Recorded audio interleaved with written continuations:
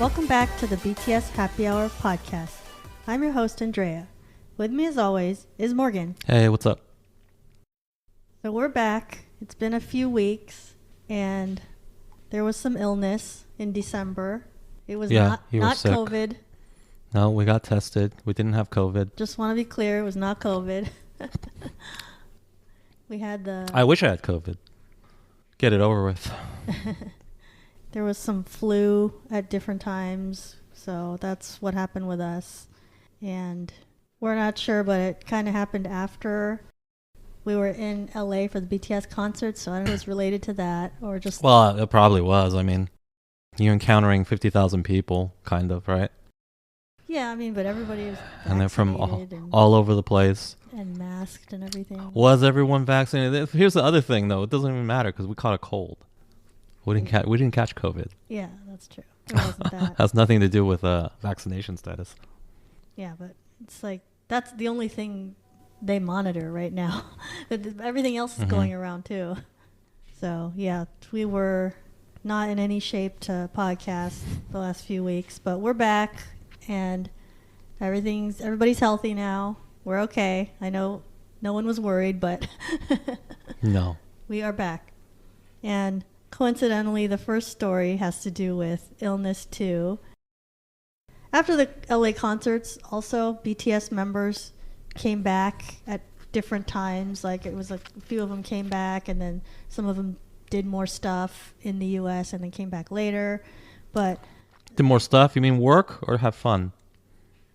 Have fun, probably. Different things. Like RM was going to art museums, and like Suga, we don't know what he was doing, but he was probably doing collabs in LA, probably meeting up with other artists and producing or something.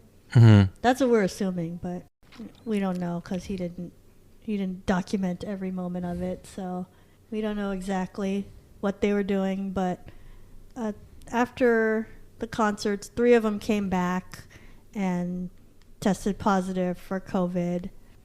Suga was the last one to come back on December 24th, and he tested positive with no symptoms.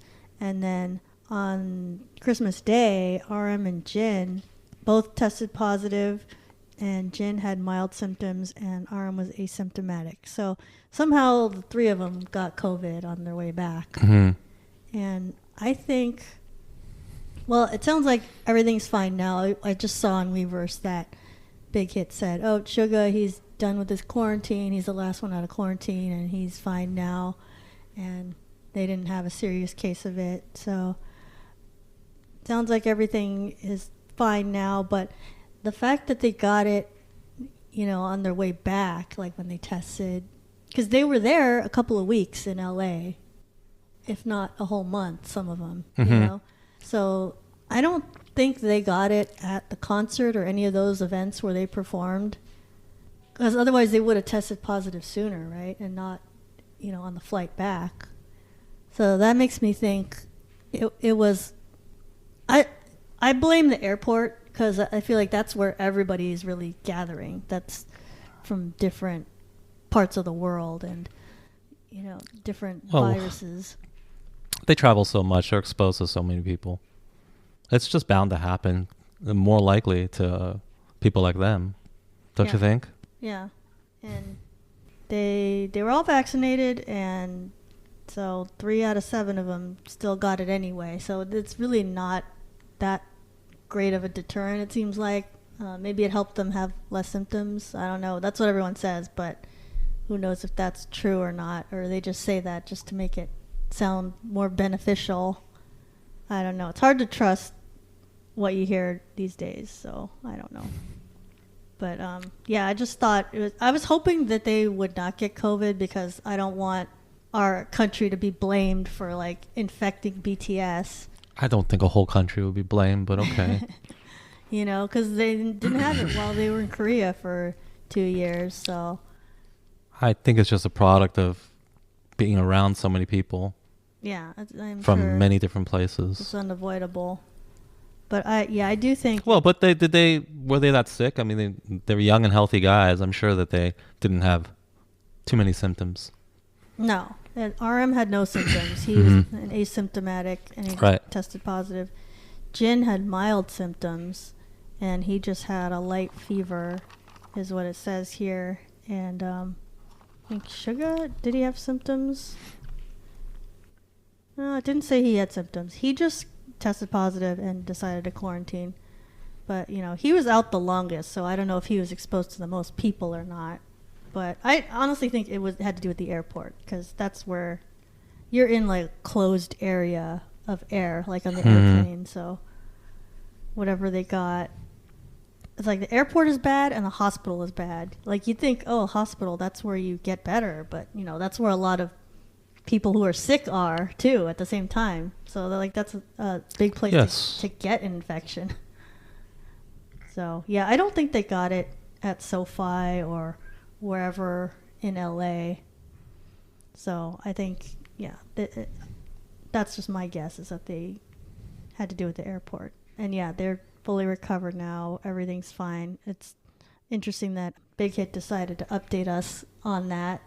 Because, you know, they don't have to. That's their private information. But I guess they felt like, oh, BTS people would be wondering, like, what are they doing? I mean, although they are supposed to be on their extended vacation now, so if they didn't say anything, we would have no idea.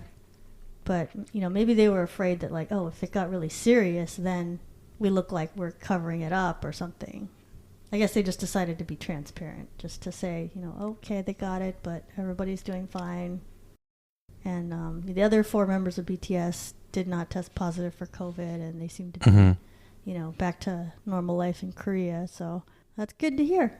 Everything is back to normal, and they're right now still enjoying their vacation, which I'm assuming lasts until the Korea concerts. I think they didn't really say, like, how long, but we didn't talk about that yet. But, yeah, right after the concerts, they announced, oh, okay, BTS is going on an extended vacation again, just like 2019 when they were off doing whatever for a month. So that's what they're doing right now. And there's been, you know, multiple things happening in December that we didn't cover, so we're just kind of like consolidating some of that stuff now. And in December, there was news about this YouTuber who's like a Korean YouTuber, and he's been posting rumors about BTS. Like, this person, I'm assuming it's a guy, like, he thinks he's figured out some stuff about BTS and is putting it on his YouTube channel. I'm sure, like, tried to get clout. Maybe he thinks this is, like, for real, or I don't know, but he has come up with some news. Like, he thinks he figured out that V was dating that woman at the art gallery that one time. Like, he was one of the people spreading that. And recently he was talking about, he thinks Jungkook was dating this actress. And so he thought he found evidence of that. And that woman, her agency, Lee UB, her agency was saying, no, that's not true. And then Big Hit also said, no, that's not true. Nobody's dating. They even said, someone from this actress's agency said, yeah, I've heard that. And she doesn't even know Jungkook. And she knows Suga, but, you know, she's not dating Jungkook. She just laughed. It's not true. And so I don't know, like, this YouTuber, their evidence, like, it's not really evidence. It's just like, I noticed this on Instagram. Like, this person posted something and it's similar to something BTS posted. Or maybe they were in the same place at one point and posted at different times. Like, that's supposed to be a clue.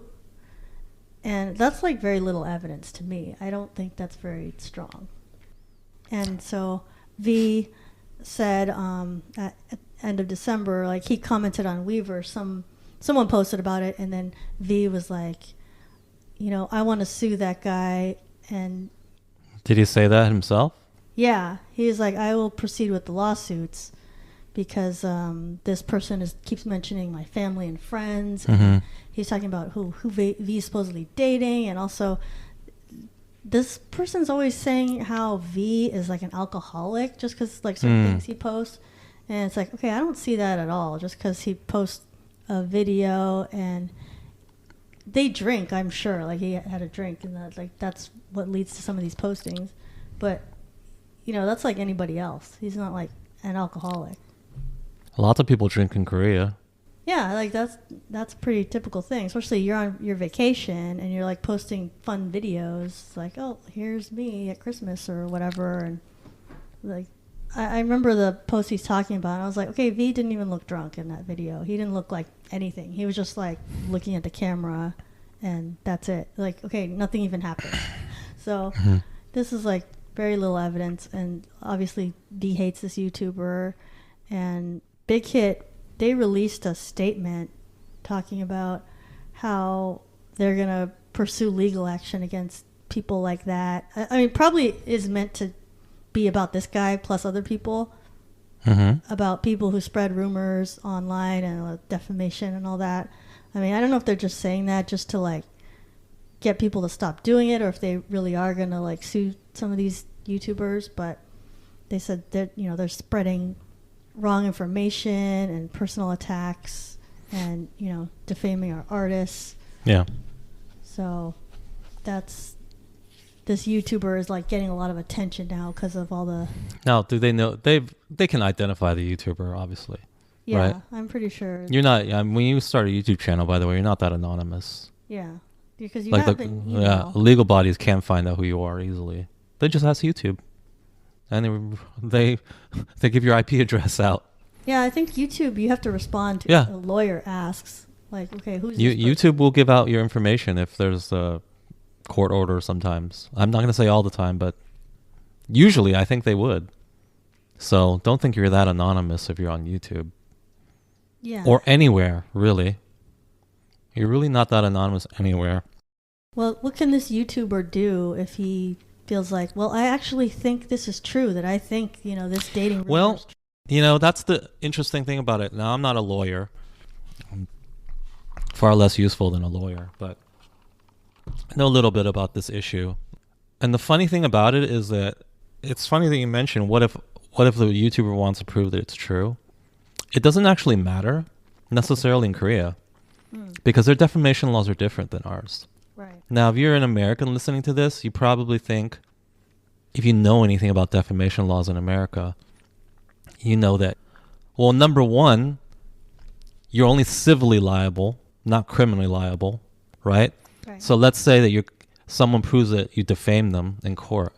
The most they can get out of you is money, right? Right. They can't put you in jail. It's not a criminal case.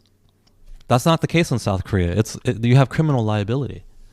Oh. And in fact, that's the way it is in a lot of countries. I would say more than most of the world, they have criminal liability for defamation. It's only like, the more Western countries, specifically like United States, UK, where there's like more stress on free speech and freedom of the press, where they have more protections. And defamation, you only have civil liability, right? They can just get money out of you. And here's another wrinkle about South Korean defamation. Obviously, if you lie about somebody, let's backtrack. In America, if you don't understand how defamation works here, it's tricky, but let's say you have to prove that somebody is lying about you, number one, right? And you have to prove that it damaged you somehow. Like, if somebody lied about you and there's no damage, then nobody cares. You're not going to get anything, right? Because it's a civil liability. What damages are you going to be awarded from the court? None. Right. You'd have to have gained from this YouTube channel. Or the other person must be damaged somehow. Right. Look, right. What fines are you going to extract? You weren't damaged, right? Number two, they distinguish between like celebrities or public figures and private citizens. Mm-hmm. So the bar to defame a person who's a celebrity is much higher. You not only have to prove that you said something that's untrue about them, you have to prove that it was malicious, like you're trying to damage them. If you said something untrue about a public figure, but you thought it was true, it was just an honest mistake, or if you were just reckless. You're just speculating? Yeah, you're just reckless. That's not defamation because the bar is set so high in the United States. They want to allow the press. Mainly this was designed to let the press say what they want, right? Mm-hmm. Because imagine a world where the press could be put in jail if they said something false. It would sort of put a damper on what they are willing to say or do. Right. And that's the goal of these sort of very loose defamation laws, right? Or I guess you could say it's stringent. It depends on your point of view. But in America, it's very, very hard to prove a defamation case. It almost never gets proven. And then even when it gets proven that, yeah, they defamed you, you're not going to get any damages from it, because now how do you prove damages? It's very, very difficult, right? Usually it will just get settled out of court. And for how much? People don't say. Usually settlements aren't public. Undisclosed. But I can guarantee you it's usually not going to be too much. Like recently there was the Nicholas Sandman case in America. You know, the kid with the Indian guy in his face and all that. Right. He sued like a bunch of networks for defamation, and they settled out of court. He sued for hundreds of millions of dollars, but I can guarantee you that the settlement wasn't for hundreds. It wasn't even close. Yeah. Because it's hard to win the defamation case. Even though, personally, I would agree that they kind of did defame him, and he was a private citizen, so that makes it tougher for CNN. Right. But it's still an uphill battle. Defamation is very, very hard to win. So when you settle, it's probably going to be closer to zero than closer to whatever your target was, right? That's not the case in South Korea, though. Bringing it back to how their laws work, number one, again, you have criminal liability, so you could go to jail for this. Number two, I don't think they have a distinction between public and private figures. It's kind of the same no matter what.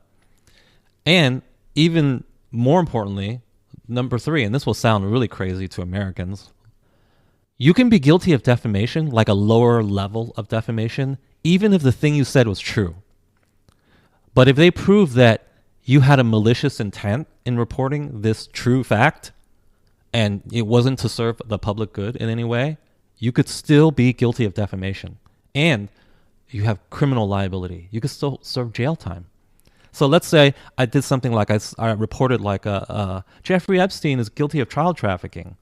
It's true. Okay, let's say it's true. Let's assume for a case, because I don't think it's like been proven. He never went to court. He quote unquote killed himself, right? So for now, we have to say allegedly, for the sake of argument, let's say that's true. And I said it.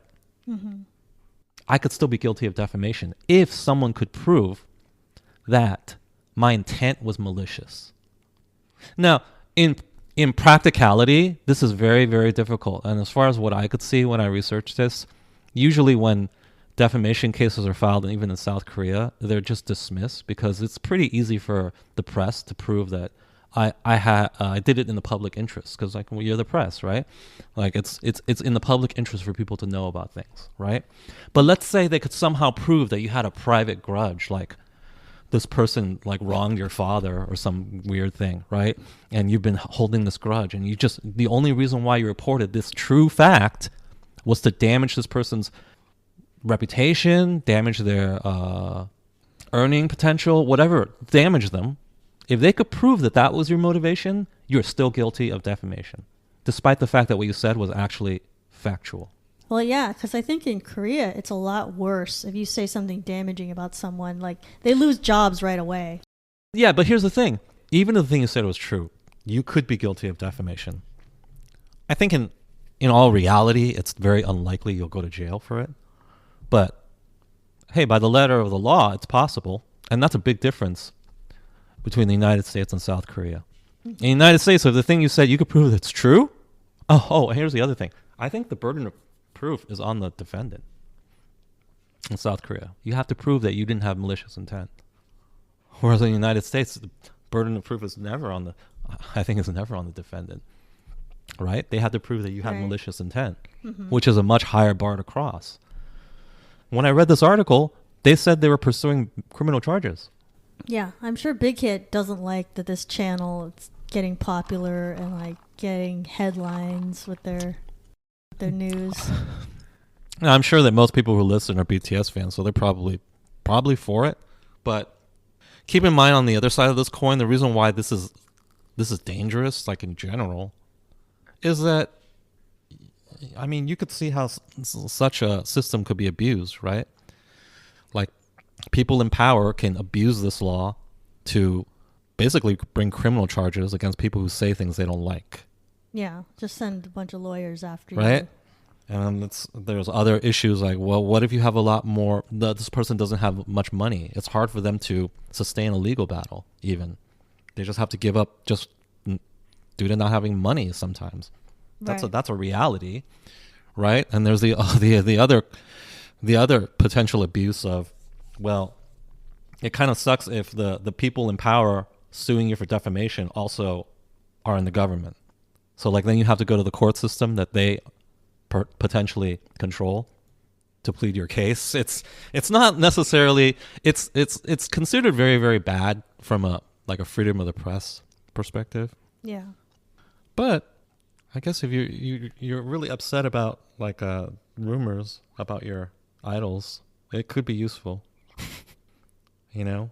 I wonder if Big Hit doesn't like this channel because they're saying untrue things, or they just don't like that they're talking about BTS. Because, I don't see, well, I don't know what goes on, but like the people that, remember like the Irene scandal and like the stylist or whoever said that? It's like, well, that person didn't get sued because that really happened. So nobody got sued. And I don't know that that's the reason why I didn't get sued, though. It might have been just a decision on SM's part, right? Maybe SM thought that was, like, it's not a good look to that would sue be them bad right PR here. to like go exactly. after this person. Hey, you can sue anybody for anything. Whether it gets very far in court is another thing.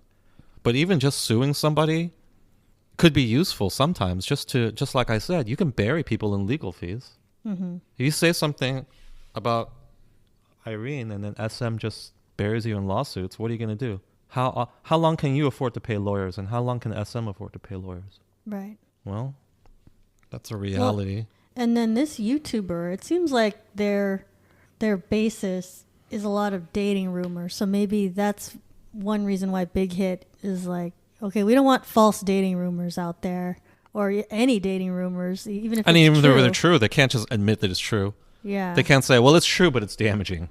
They'll just say, we're pursuing legal action. They wouldn't say that. They would say it's untrue, of course. And just lately, this YouTuber, I guess their channel's still up, so nothing has happened to them yet. But just recently, they said, oh, they have evidence that RM is dating this non-celebrity rich woman who her mom is prominent in the art world, and then therefore that's why RM goes to all these art galleries, because he loves art, this woman loves art. They are able to get into like all these exclusive museums. Okay. Yeah, that makes sense. I don't understand why this is considered damaging, though. I was like, if this is true, that kind of makes sense. That's the kind of girl he would probably date, you know? Is it, I just don't get it. Is it like, are Korean fans all really under the impression that these like guys that are almost 30 that just don't date? Is that what's going on? I don't get it. Why is it damaging? It's odd to me. Like, could you even prove damages? Like, this person could probably just say, well, how did I damage them? Look how much money BTS made last year. Right. So could you even argue that what I said damaged them? I think you'd have a tough case to make, wouldn't you? You couldn't say, like, we made more money than ever, but we were damaged somehow. It would be difficult, you know? And I don't think, maybe Big Hit doesn't want to get into the detail of it to debunk, but this YouTuber's evidence for RM dating this woman is like, okay, he had an Instagram post where he was at Rockefeller Center and showed the Christmas tree there, and then the same day this woman posted on her Instagram a Christmas tree. It's like, okay, well, I'm sure a lot of people are posting Christmas trees on the same days, you know. And like, he was another time took a picture with this poodle that we don't know whose poodle it was, but then, okay, this woman owns that kind of a poodle, so they think, oh, that's the girlfriend's poodle. And look, I'm sure the evidence is flimsy. Yeah. They didn't have any firsthand evidence. It's all from observation of their Instagram feeds. So, like, to me, that's not strong evidence, but it also means I don't think they can get sued, really, because it's just like, oh, this is what I think because I saw that on Instagram. Well, they can in South Korea. That's what I've just finished telling you. Right. They have very different defamation laws. Even if it's probably not going to go anywhere because it'll be difficult for them to prove any damages. You could just hamper these people with legal action. You know, it's just a pain to even just fight it legally. So tactically, it probably makes a lot of sense if they just want to shut it down.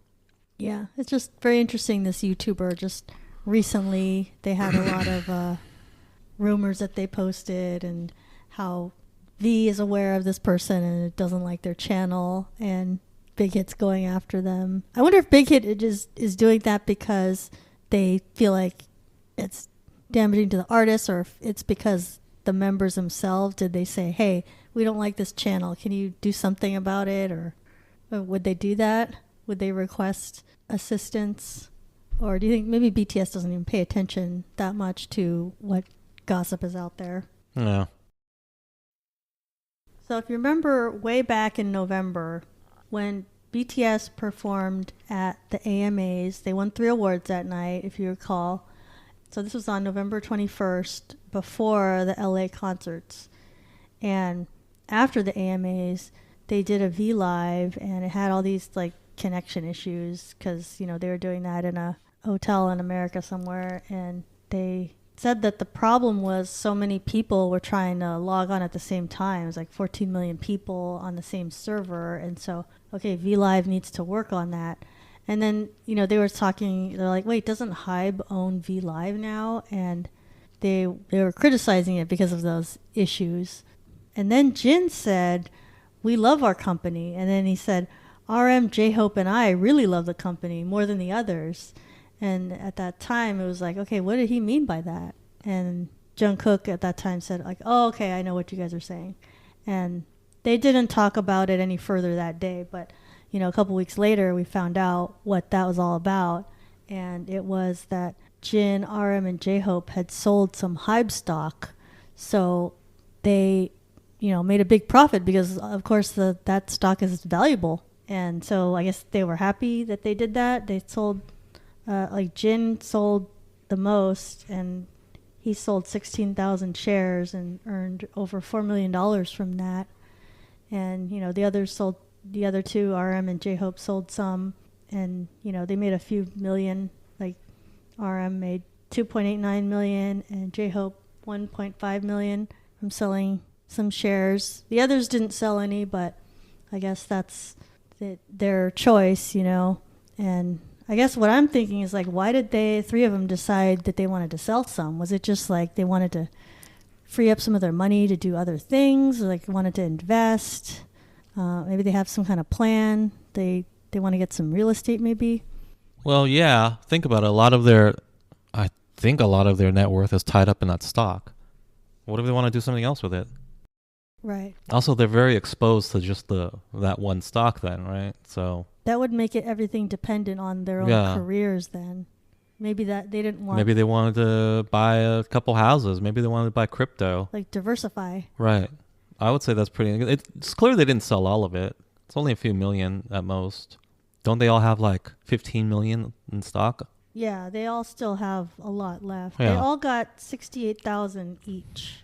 They just want to diversify a little. I don't think it's any. The only thing it's not remarkable. The only thing that'd be remarkable is if a lot of them sold a lot. Right. Right. And if you ever see that, probably means something bad with enlistment.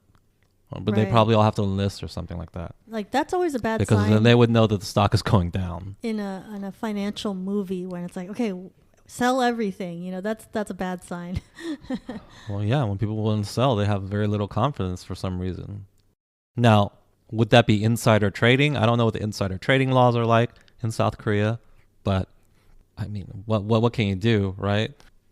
Maybe it is. I guess they are insiders. They might know the future moves, and then they're like, oh, wait. Right. That doesn't sound good. The stock might tank. Let me sell some right now. So, I don't know. Like, that's all very complicated. But if you ever do see a lot of them sell a lot, it's a bad sign. Right. There's something going on there. Yeah. Some big thing happening. And since we're talking about enlistment, another story that happened that wasn't really publicized was that on November 25th, all the members of BTS applied for the enlistment deferral.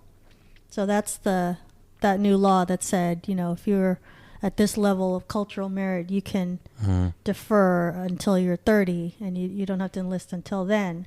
So all 7 members of BTS applied for that. And I think that was kind of smart that they did that the week of the concert, so it wasn't really talked about. And because maybe if they had done that when nothing's going on, people would have been like, oh my God, this is big news.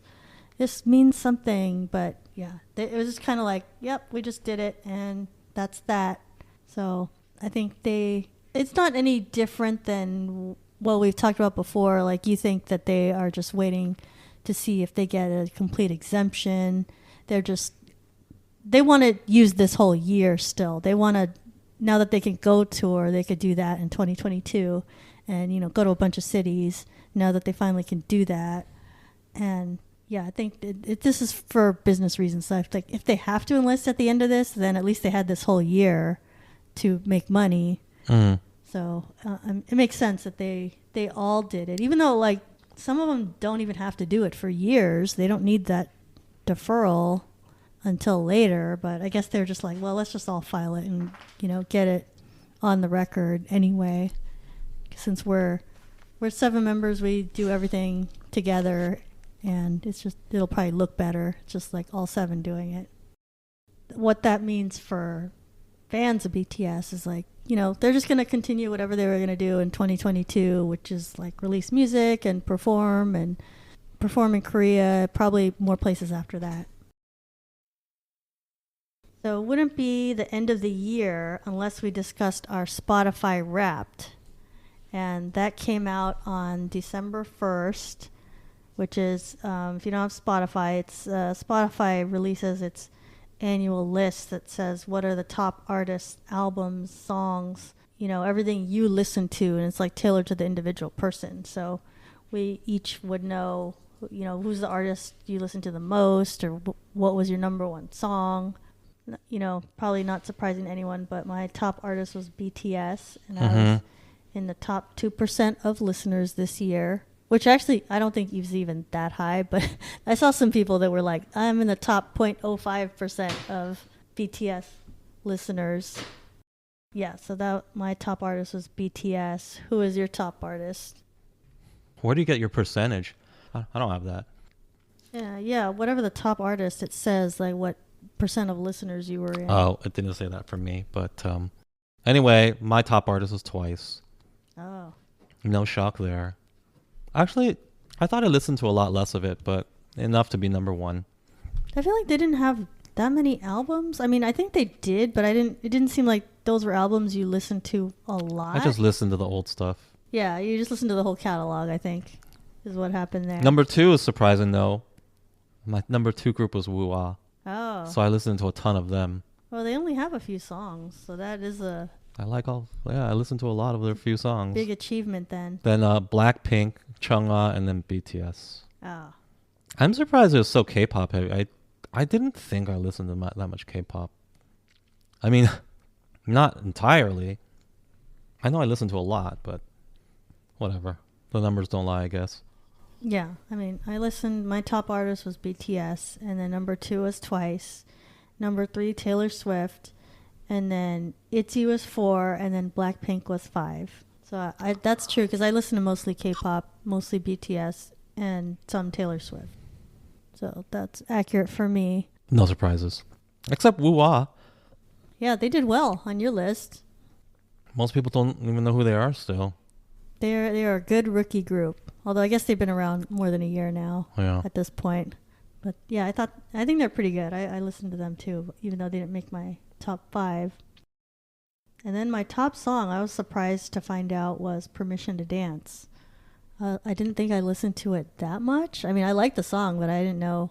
I thought I listened to Butter more than that. But Butter was my number 2. What difference does it make? It probably is like a difference of like 2% or something. Yeah, it's probably not that far off. So mine was like Permission to Dance, and then Butter, and then Kiss Me More by Doja Cat, and then Alcohol Free by Twice, and then number 5, Bad Boy by Chungha. Yeah. So for me, it was Bad Boy, I Don't Miss You, Levitating, Daisy, and Dinga. And none of it is surprising to me. Yeah, I was like, yeah, I listened to those songs. It's just an effort to listen to new music for me. I just listen to the same stuff over and over. Feels like. Right. And by same stuff, I just mean whatever I was listening to the past few months, I guess. Yeah, I noticed like the last few months, I haven't even paid attention to K-pop. No. Like I've only listened to BTS, whatever they have. I definitely listen to that. But other artists, it's like such an effort to try to hear what's new. And it's like, okay, do I like this? Do I not like this? It's easier to just stick to artists you know, and people you know and like. So I just listen to a lot of BTS lately and Taylor Swift because her re-released albums, like, okay, I know I like that as they came out before, and it's almost the same thing again, so I know I like that. But yeah, Taylor Swift I listened to a lot, but I didn't have any of her songs in my top 5, and I think it's because she just had too much material, so I didn't listen to any one song that much. Although All Too Well 10-minute version was good. That's what that had a lot of hype around it, so of course listen to that. But yeah, BTS, they didn't even have an album this year, so. But I think it's the same as you are with Twice. I just listen to their whole catalog a lot, and I listened to all their singles. Those were all on my list. I'm just surprised I didn't have My Universe on my list because I thought I listened to that a bunch of times, but maybe because it's more recent, it didn't have enough time to get up there.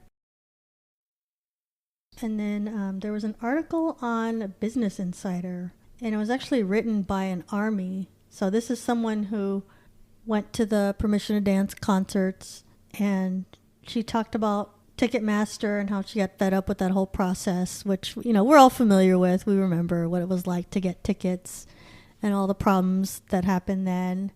But it's like she went to the effort of writing this whole article on Business Insider, and I guess she's hoping that will get the word out and maybe something will happen with Ticketmaster, like either through the government or some kind of reform within the system.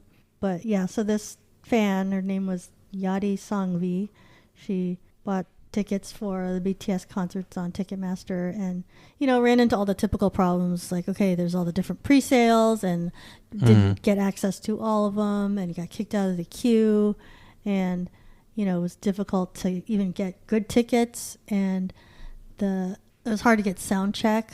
Like, I know for a fact, yeah, that was difficult. You'd had to be in the right place at the right time. It wasn't like before where, okay, if you did everything right, you would have a really good shot at it. But this time it was a little more hit or miss.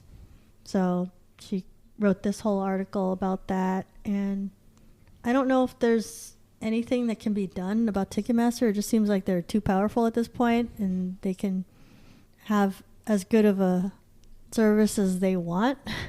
Like, I don't know if anything can be done, really. Nothing can be done. The various suits that have been attempting to challenge their monopoly have failed, as far as I know. Again, I'm not a lawyer, but people have attempted to challenge them in the past. Yeah, and they've tried to pass bills or, oh, let me write a letter to the Attorney General. But, okay, you can try to do that, but then all Ticketmaster has to do is like, oh, let me donate to a couple key people, and then this goes away. This bill disappears, So it kind of seems like, well, I'll just have to deal with it. Like, whatever the system is, just... Well, the problem is the same problem, the classic problem with monopolies. They have no incentive to do better. Yeah. They're going to make their money either way. The stadium gets sold out. They're going to make their money, so they have really no incentive to compete or do better. I almost think the only thing that could happen is if someone really rich, like let's say Elon Musk or somebody, was like, I'm going to start a rival to Ticketmaster, and then they like funded it a lot and was able to get a chunk of their market and compete with them. It doesn't have to be him. Wouldn't even take too much money, I think. But, I don't think there's much incentive for anybody to really try to challenge them is a problem too. Yeah, I think people don't view... They view this as like kind of a declining industry. So why would people pour more capital into it to fight a current monopoly? You think that's what it is? I think maybe they don't think this is that serious of a problem. Like, oh, you're buying tickets to concerts, you're Well, already like how many- privileged, you know? How many like how much capital is being poured into developing search engines?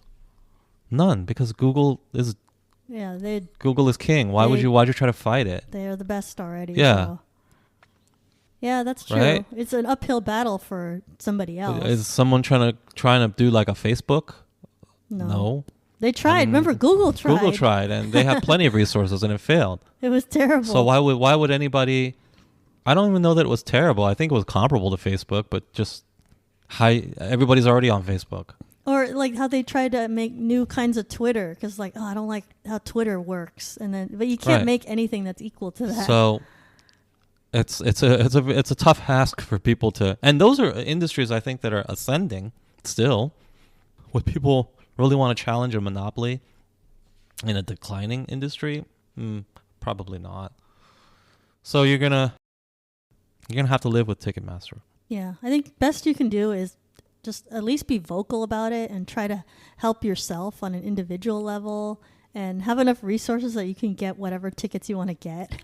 Because you may not be able to do it in the regular process of pre-sales, and it's like being in a queue with everybody else. Like, all you can do is just try to use your money, and it's like, okay, let me just buy front row from somebody. And it might be an exorbitant price, but at least you can get it done if you have the funds, you know. And be vocal about Ticketmaster. Maybe they'll try to fix some parts of this just for PR reasons, just to look like, oh yeah, we want to help customers and do better. But I was surprised to find out that a lot of parts of Ticketmaster it's not an automated system. It's like people are tracking things, and it's like a person keeping track of it. It's not like an algorithm. So I don't know, maybe they can improve some of their system that way, make it more predictable at least. So it's not like, oh, I went to this pre-sale and there was nothing available, and I went to this other pre-sale and there was like tons of stuff, but then I didn't have access to that one. And they can make it more consistent at least. But I'm not one of those people who's saying like they need to say exactly how many tickets are available at each pre-sale. Like, I don't think they're obligated to do that, but you know, maybe they'll try to fix some of these problems if people just keep bringing it up. But I mean, I don't think it's the worst problem ever. You know, most people who wanted tickets got tickets. It just wasn't, you know, front row like they expected. And a lot of us who had tickets to the last concert, we had really good tickets. So it was like, oh, anything less than that would have been a letdown. And so of course it was, because there was so much demand on these just 4 concert dates. So I think it was inevitable that a lot of people were going to be disappointed from this last round of ticketing. But yeah, I mean, I guess that's all you can do is just like write articles and try to keep these big corporations accountable as much as you can as one person. On December 27th, SM announced the formation of a Super M style group, this time with top female idols. So I was really surprised to hear about this, because, you know, they don't have any group like this since Super M, which I don't know if they even thought that went well or not. I mean, have we seen the Super M product in a year? No. Not in a while. It was like before. Some of them went to the military, so it was like before that. So like, I don't know. It's been a while since they did anything. Well, that's not going to be a problem with the girl group. Yeah. And so they formed this project called Girls on Top, and then the first unit is consisting of Boa, Taeyeon and Haeyeon from Girls' Generation, Sulgi and Wendy from Red Velvet, and Karina and Winter from aespa. And I thought that was very interesting who they put in this group. Yeah, they have like some much older, well, not much older, but older artists, like, right? Yeah, that's what I noticed, because the Super M, okay, yeah, there's different generations of boy groups in there, but if you look at the ages, they're no more than 4 years apart. Those guys are all like 25 to 29. Right. But this group, there's a very wide range. How old is Boa? She's like up in her 30s, right? Boa is 35. Right. And then the Girls' Generation girls, they're 32. And then Sulgi and Wendy are 27. and Karina and Winter are both 21. Right. So there's like pretty big gap in there. Although if you look at the pictures, like, okay, wait, everybody looks good though, so you don't really notice. Yeah, if you look at the pictures, you have no idea how old anybody is. There's no way to tell. No. They all look great, so I don't think they're gonna get any criticism with that as far as like visuals. But I was just noticing like, wow, there is kind of a wide range. But then I was like, they didn't really have a choice because SM doesn't have that many girl groups anymore. They like those were all the groups, so they had to pick some people from each group. Well, I wasn't a huge fan of Girls' Generation. This is before my time. Yeah. And BoA, but I do respect them as artists. I was like, wow, this is a really big deal. I think this is ingenious actually, because think about it. If SM still has contracts with these ladies, and apparently they do because they're working, they were kind of going to waste. Like, what were they really doing? Yeah, they weren't releasing albums. Right. On their own. Well, but these like first generation, second generation stars, they still have huge followings.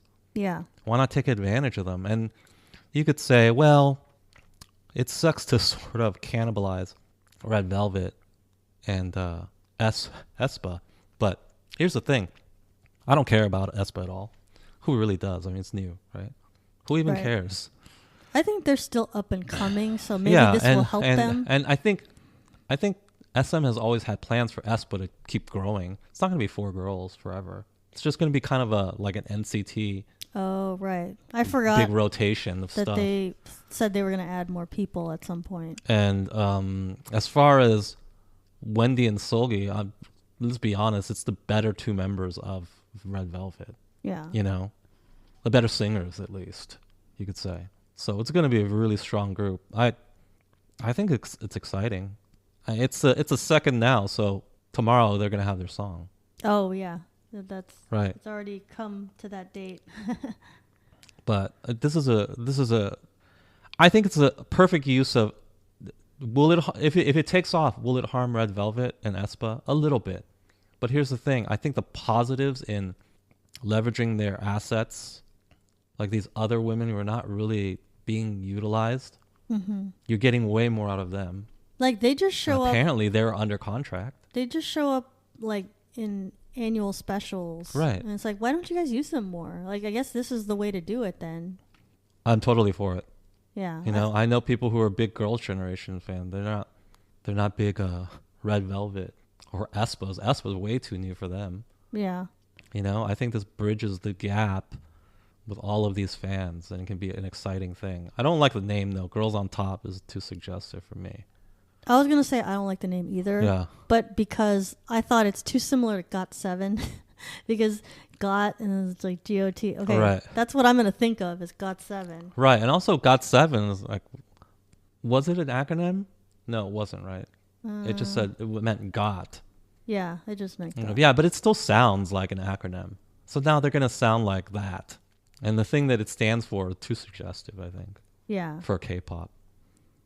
But I think it's going to be great. And I think it will work better than Super M. Yeah, because I think there's just like SM has so many boy groups and like they all kind of just guys. blend. Yeah. But I think that the Girls' Generation members and BoA, I think they're much bigger individual stars than the SM guys. Yeah. In Super M. And I think it's going to bring different fans together because it'll remind people, oh yeah, Girls' Generation and BoA, yeah, I do still like them. It's right. Like, it's for the nostalgia for some people, but then also expose them to aespa. Right. It's like, oh, I didn't give them a chance, but you know, since they're in the same group, maybe I will listen to them after. I think it'll just create a lot of energy and excitement. I think it's a good idea. The only other observation I have is that aespa girls are tall. They're making them taller these days. What's going on? They're a lot taller than the other ones. Right.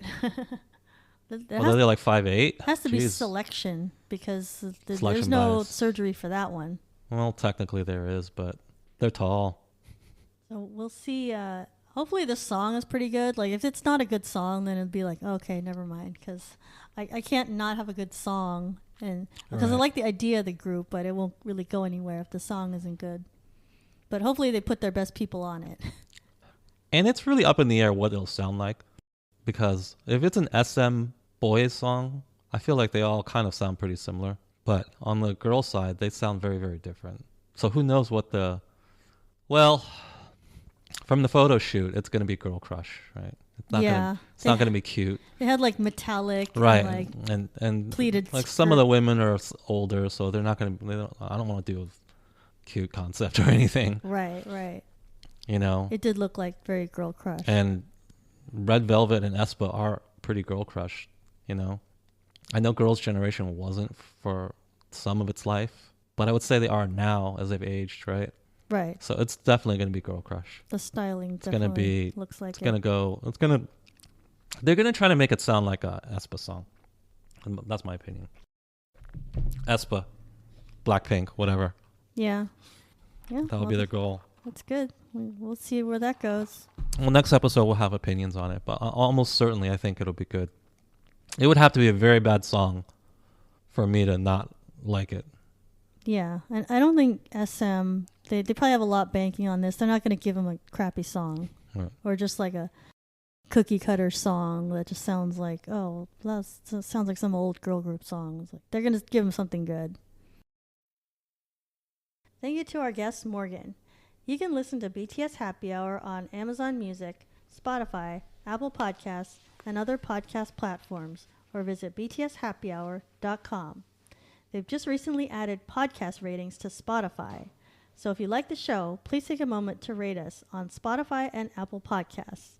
New episodes weekly. Follow us on Twitter, Instagram, Facebook, and Weverse. If you've listened all the way to the end of the episode, congratulations on being a true fan of the podcast. And in honor of New Year's Eve, comment with a fireworks emoji on our latest Instagram post. Until next time, this has been the BTS Happy Hour. Thanks for listening, and remember, make every hour a happy one.